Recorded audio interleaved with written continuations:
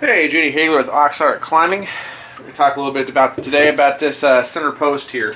Now, previously when I've done this center post thing, all of my smaller holds have got this, just the silicone post. I let that silicone fill into the hold and it creates this nice little post, and that tends to work. For this height, it's fine.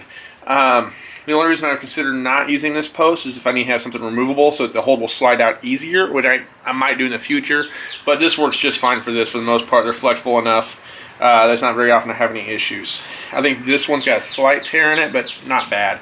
So for this height, it's fine.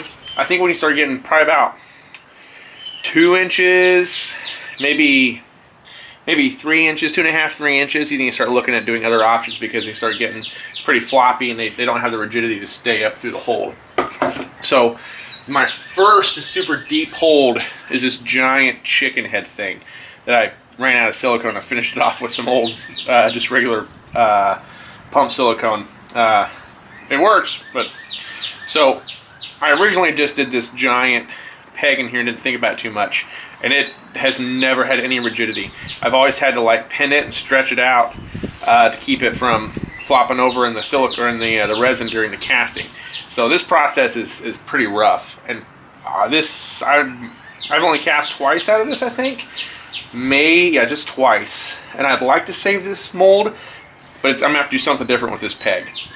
So going into the next large hold I did was that major sloper that you've probably seen around, and that one, what I ended up doing was I took some PEX tubing, and originally I anchored a T-nut in the bottom of this, and I threaded the PEX tubing. It's 3/8 inch PEX tubing.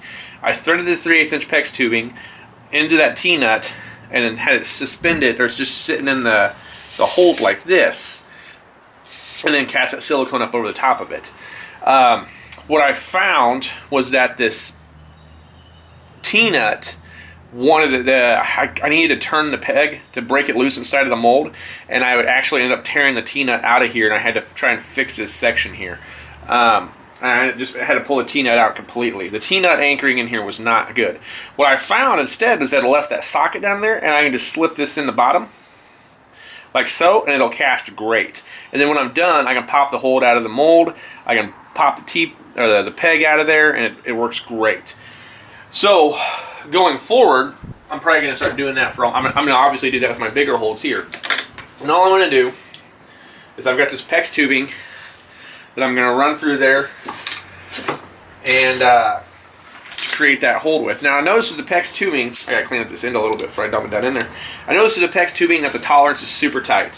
When I cast my new sloper holds, I kind of have to work my new bolts down in there, and they'll go through there, but I kind of got to drive them, you know. They're kind of a pain to push down through there, so I wish the PEX tubing was just a little bit more, a little bit bigger diameter. It's just a hair smaller than your bolts are.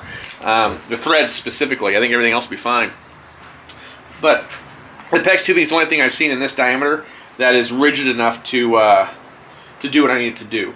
So with this PEX tubing, don't have any longer PEX tubing. I just got this one. So with the PEX tubing, you just sit it down in there like so, and then you'll cast it. And I got my box here, and so I'll set my box around it. I'll set this PEX tubing in it. Let's pull this back out like so,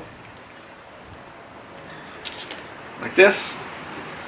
Set my PEX tubing in there, and then I'll cast it, and this will leave a hole in the silicone for that PEX tubing, so when I flip the mold back over, I can run that the PEX back into it, and it'll create that peg that I can pull out and have that hole created already.